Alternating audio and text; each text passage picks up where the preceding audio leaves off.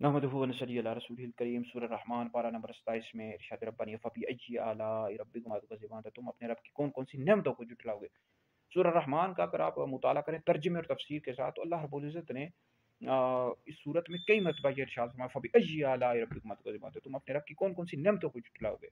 ये अल्लाह रब्बुल इज़्ज़त ने जो इंसान को, यानी यहाँ पर जो खिताब है ये इंसानों से भी है जिन्नात से भी है, जो अल्लाह रब्बुल इज़्ज़त ने इंसानों को जिन्नात को ज़ाहिरी नेमतें भी आपकी छुपी हुई नेमतें अता की, तो कौन कौन सी नेमतों को जुटलाओगे जो अल्लाह ने नेमतें अता की। इंसान अगर अपने ऊपर गौर करे, अल्लाह ने इंसान को क्या क्या नेमतें अता की हैं। सबसे पहले इंसान अपने जिस्म पर गौर करे कि इंसान के जिस्म में अल्लाह ने क्या क्या नेमतें रखी हैं, तो उसका शुक्र करना चाहिए, हर वक्त अल्लाह का शुक्र अदा करना चाहिए।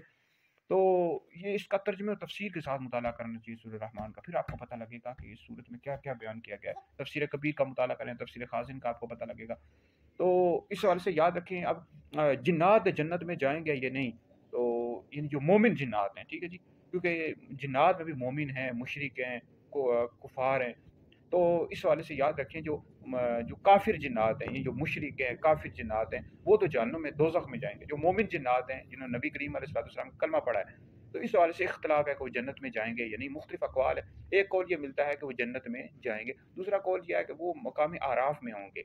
मकाम आराफ ये जन्नत और दोज़ख के दरमियान एक मकाम है, वहाँ पर ये जिन्नात होंगे जो मोमिन है, जिन्होंने नबी करीम अलैहिस्सलाम का कलमा पढ़ा। एक कौल ये है कि यानी खामोशी इस हवाले से इख्तियार की जाए, ठीक है। तो बहरहाल जन्नत में जाने का भी कौल है कि जो मोमिन जिन्नात हैं वो जन्नत में जाएंगे, और दूसरा कौल यह है कि मकाम आराफ में होंगे। तो बहरहाल याद रखें कि अल्लाह रब्बुल इज़्ज़त ने जो जन्नत की नेमतें बनाई हैं, पैदा की हैं, ये मुसलमानों के लिए हैं, नबी करीम अलैहिस्सलाम की उम्मत के लिए, जिन्होंने नबी करीम अलैहिस्सलाम का कलमा पढ़ा।